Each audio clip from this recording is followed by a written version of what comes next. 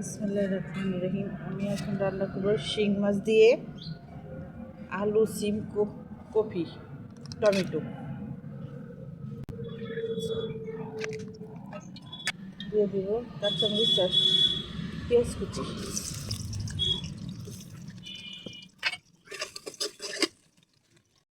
এখন আমি সবগুলো মশলা দিয়ে দিব। প্রথমে দিয়ে দিব হলুদের গুঁড়া,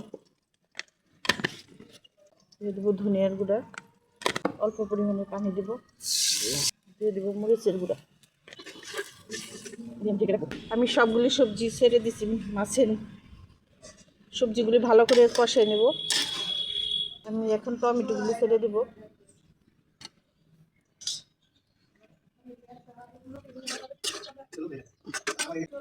সাথে মাছগুলো ছেড়ে দেব, দিয়ে ভালো করে একসাথে কষিয়ে নেব।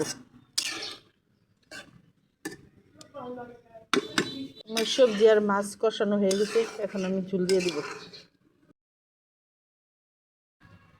এখন আমি ধনিয়া পাতা দিয়ে দিব।